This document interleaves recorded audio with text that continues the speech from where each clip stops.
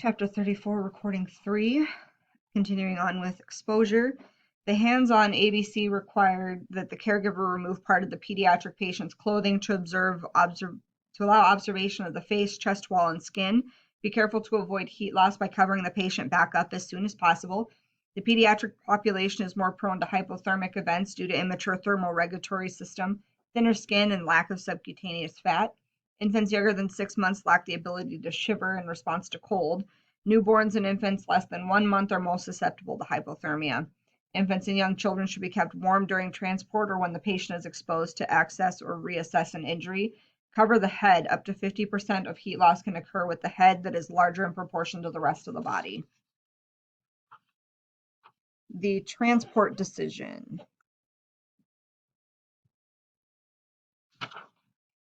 Determine whether rapid transport to the hospital is indicated. If the pediatric patient is in a stable condition, obtain the patient history, perform a secondary assessment at the scene, transport and provide additional treatment as needed.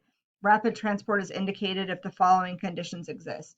A significant MOI with the addition of any fall from a height equal to or greater than the pediatric patient's height, especially with headfirst landing, bicycle crashes, a history of compatible with a serious injury, a physical abnormality noted during the primary assessment, a potential serious and anatomic abnormality, significant pain or an abnormal level of consciousness, altered mental status, and/or any signs or symptoms of shock.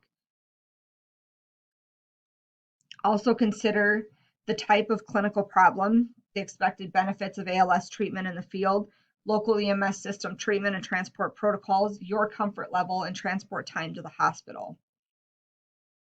If a pediatric patient's condition is urgent, then initiate immediate transport to the closest appropriate facility. Specialty facilities such as trauma centers and/or children's hospitals have the training, staff, and equipment to provide complete care for all levels of pediatric patients. This is the most appropriate facility. May not always be the closest, so ask yourself, can I deliver the pediatric patient to the most appropriate facility without risk or delay to the pediatric patient? If the answer is no, transport the pediatric patient to the closest facility. Pediatric patients weighing less than 40 pounds who do not require spinal immobilization should be transported in a car seat. A seat should be chosen to fit the appropriate weight of the patient. To mount the car seat to a stretcher, place the head of the stretcher in the upright position. Place the seat so it's against the back of the stretcher. Secure one of the stretcher straps from the upper portion of the stretcher through the seatbelt portion on the lower car seat and strap it tightly to the stretcher. Repeat on the lower portion of the stretcher. Push the car seat into the stretcher tightly and retighten the straps. Follow the manufacturer instruction to secure a car seat to the captain's chair. Patients younger than 2 years must be transported in a rear facing because of the lack of mature neck muscles. For pediatric patients who require spinal immobilization, the patient should be immobilized on a longboard or other suitable spinal immobilization device. Pediatric patients in cardiopulmonary arrest should be on a device that can be secured to the stretcher. You should not use the pediatric patient's own car seat. The goal is to secure and protect the pediatric patient for transport in the ambulance. History taking. Your approach to history taking will depend on the age of the pediatric patient. Historical information for an infant, toddler, or preschool-age child will have to be obtained from the parent or caregiver. When dealing with an adolescent, then most of the information can be obtained from the patient. Sexual activity, possibility of pregnancy, drug or alcohol use should be obtained from the patient in private. Questioning the patient's child about immediate illness or injury should be based on the child's chief complaint.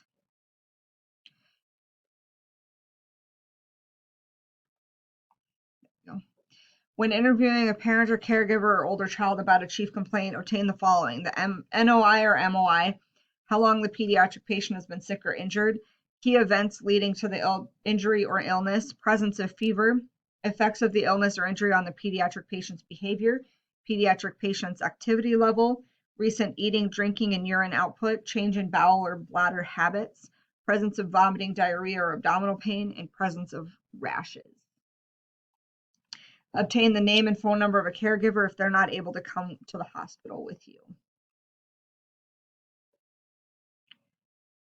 A sample history for pediatric patients is the same as for adults. The process for obtaining OPQRST is the same for children and adults. Questions should be based on the pediatric patient's age and developmental stage of life. Secondary assessment. Physical examinations. A secondary assessment of the entire body should be used when the pediatric patients have the potential for hidden illnesses or injuries, unresponsive, or have a significant MOI. They may help identify problems that were not as obvious during the primary assessment, but over time the presenting signs and symptoms have become more apparent. Use the DCAT BTLS mnemonic just like you would with an adult. A focused assessment should be performed on pediatric patients without life-threatening injuries or illnesses. Focus your physical examination on the area of the body affected by the illness or injury, as well as the chief complaint, MOI or NOI, and the findings of the primary assessment. Infants and toddlers and preschool-age children who do not have life-threatening illness or injury should be assessed starting at the feet and ending at the head. School-age children and adolescents can be assessed using the head-to-toe approach. Physical examinations include the following. Head.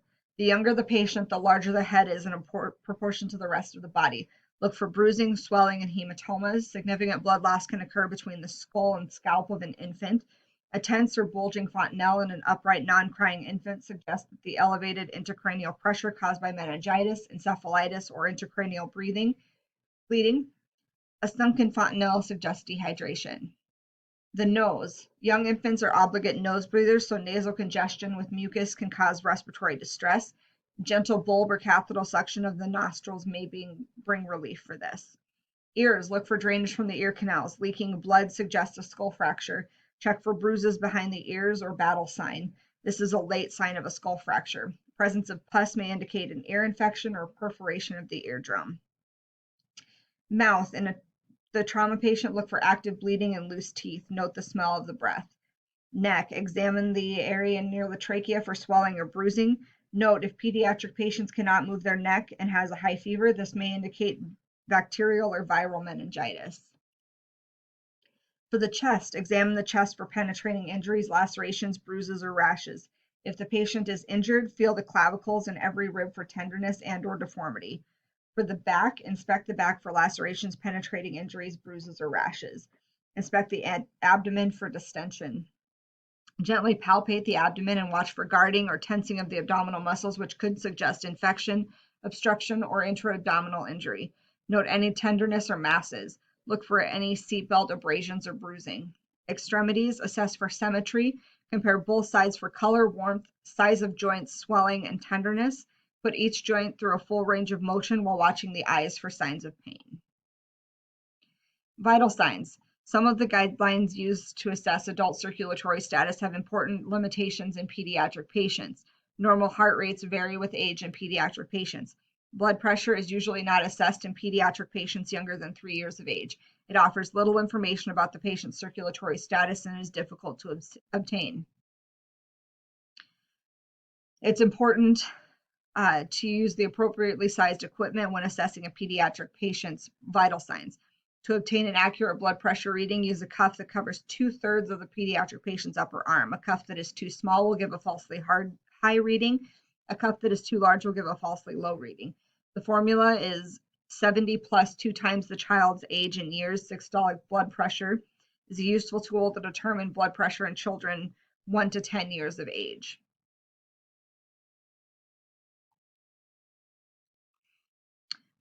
Respiratory rates may be difficult to interpret. Count the respirations for at least 30 seconds, then double the number if counted for 30 seconds. In infants and children younger than 3 years, evaluate respirations by assessing the rise and fall of the abdomen. Assess the pulse rate by counting at least 1 minute, noting quality and regularity. Normal vital signs in pediatric patients vary with age. Assess respirations and then pulse, and then assess blood pressure last. Warm the stethoscope before placing it on the skin. Evaluate pupils using a small pen light. Compare the size of the pupils to each other. The pulse oximeter is a valuable tool to measure oxygen saturation in a pediatric patient with respiratory issues. For reassessment, reassess the pediatric patient's condition as necessary. Obtain vital signs every 15 minutes for a child in stable condition. Obtain vital signs every 5 minutes for a child in unstable condition. Continually monitor respiratory effort, skin color and condition, and level of consciousness or interactiveness. Repeat the primary assessment and adjust your treatment accordingly. Interventions. Parents or caregivers may be able to assist. They may be able to calm and reassure the child. They're often well versed on their child's medical conditions, and they may be able to help you administer oxygen or nebulized medication as needed. Communication and documentation. Communicate and document all relevant information to the ED personnel. Respiratory emergencies and management. Respiratory emergencies are often the leading cause of cardiopulmonary arrest in the pediatric population. Failure to recognize and treat declining respiratory status will lead to death. During respiratory distress, the pediatric patient is working harder to breathe and will eventually go into respiratory failure if left untreated. In the early stages of respiratory distress, you may note changes in the pediatric patient's behavior, such as combativeness, restlessness, and anxiety. Signs and symptoms of increased work of breathing include nasal flaring, abnormal breath sounds, accessory muscle use, and the tripod position. As the pediatric patient progresses to possible respiratory failure, the efforts to breathe decrease. The chest rise will lessen with inspiration. The body has used up all available energy stores and cannot continue to support the extra work of breathing. Without care, cyanosis may develop. Changes in behavior will also occur until the pediatric patient demonstrates an altered level of consciousness. The patient may also experience periods of apnea. As the lack of oxygen becomes more serious, the heart muscle becomes hypoxic and slows down, which leads to bradycardia, which is almost always an ominous sign in a pediatric patient. If the heart rate is slow, you must begin CPR immediately, which may quickly progress to cardiopulmonary arrest. Respiratory failure does not always indicate airway obstruction. It may indicate trauma, nervous system problems, dehydration, or metabolic disturbances. A pediatric patient's condition can progress from respiratory distress to respiratory failure at any time. You must reassess the pediatric patient frequently. A child or infant in respiratory distress needs supplemental oxygen. For infants and children in possible respiratory failure, assist ventilations with BVM with 100% oxygen attached. Allow the pediatric patient to remain in a comfortable position, usually on the lap of a parent or caregiver.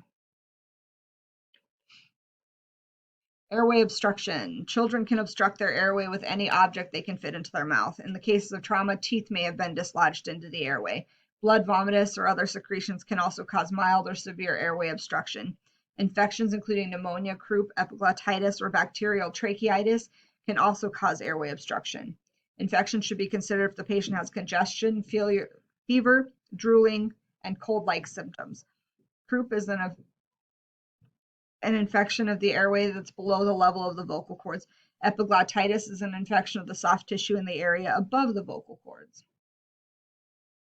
Obstruction by a foreign object may involve the upper or lower airway. Obstruction may be partial or complete. Signs and symptoms frequently associated with partial upper airway obstruction include decreased or absent breath sounds and stridor. Stridor is usually caused by swelling of the area surrounding the vocal cords or upper airway obstruction. Infants or children with complete airway obstruction will not make any sounds, will have no breath sounds, and will become rapidly cyanotic. The best way to auscultate breath sounds in a pediatric patient is to listen on both sides of the chest at the level of the armpit. Immediately begin treatment if a pediatric patient has an airway obstruction. If the patient is conscious and coughing forcefully, with someone saw him or her adjust a foreign object, encourage the child to cough to clear the airway. If this does not remove the object, do not intervene except to provide supplemental oxygen. Allow the patient to remain in whatever position is most comfortable and monitor his or her condition. If you see signs of severe airway obstruction, attempt to clear the airway immediately. If there's ineffective cough, no sound, inability to speak or cry, increased respiratory difficulty with stridor, cyanosis, or loss of consciousness.